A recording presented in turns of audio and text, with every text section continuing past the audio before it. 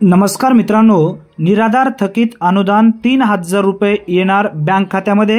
राज्य सरकारच्या माध्यमातून पैसे मंजूर करण्यात आलेले आहेत। जे लाभार्थी निराधार अनुदान योजनेअंतर्गत लाभ घेत आहेत अशा लाभार्थ्यांसाठी ही एक महत्त्वपूर्ण अपडेट आहे।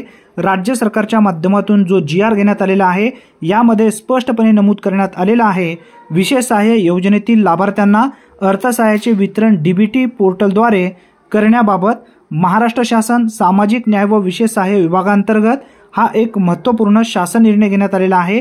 आणि या शासन निर्णयामध्ये ज्या लाभार्थ्यांना 2 महिन्याचे पैसे बाकी होते अशा लाभार्थ्यांच्या बँक खात्यामध्ये हे पैसे जमा होणार आहेत। यामध्ये कोणते 2 महिने आहेत, यामध्ये कोणकोणत्या योजना आहेत याबद्दलची पूर्ण माहिती आपण या ठिकाणी समजून घेण्याचा प्रयत्न करूया। राज्य पुरस्कृत संजय गांधी निराधार अनुदान योजना व श्रावणबाळ सेवा राज्य निवृत्ती वेतन योजना आणि केंद्र पुरस्कृत इंदिरा गांधी राष्ट्रीय वृद्धापकाळ निवृत्ती वेतन योजना, इंदिरा गांधी राष्ट्रीय विधवा निवृत्ती वेतन योजना व इंदिरा गांधी राष्ट्रीय दिव्यांग निवृत्ती वेतन योजना या योजना राबवण्यात येत आहे। या योजनेचे माहे डिसेंबर 2024 पासून राज्य पुरस्कृत योजनेच्या पात्र लाभार्थ्यांना अर्थसहाय्याचे वितरण डीबीटी म्हणजे डायरेक्ट बेनिफिट ट्रान्सफर पोर्टल मार्फत करण्यात येत आहे।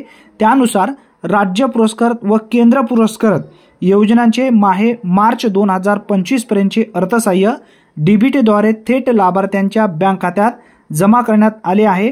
राज्यात सार्वत्रिक विधानसभा निवडणूक 2024 असल्यामुळे त्यावेळी माहे ऑक्टोबर व नोव्हेंबर 2024 हे अर्थसहाय्यांचे लाभार्थ्यांना वितरित करता आले नाही, म्हणजे ऑक्टोबर आणि नोव्हेंबरचे पैसे लाभार्थ्यांना दिले गेले नव्हते। आता ऑक्टोबर व नोव्हेंबरचे पैसे या 2 महिन्याचे त्या आता सदर प्रलंबित असलेला अर्थसहाय्याचे वितरण योजनेतील लाभार्थ्यांना डीबीटी पोर्टल मार्फत थेट त्यांच्या बँक खात्यात जमा करायचे आहे। त्यासाठी सदरहू योजनेकरता स्टेट बँक ऑफ इंडियामध्ये उघडण्यात आलेल्या स्वतंत्र योजनानिहाय बँक खात्यामध्ये निधी वर्ग करण्याची बाब शासनाच्या विचाराधीन होती आणि शासनाने हे पैसे आता थेट लाभार्थ्यांच्या बँक खात्यामध्ये वितरित करण्यासाठी पाठवण्यात आलेले आहेत। आता यामध्ये कोणकोणत्या योजना आहेत याबद्दलची माहिती सुद्धा आपण आता सविस्तर या ठिकाणी समजून घेतलेली आहे।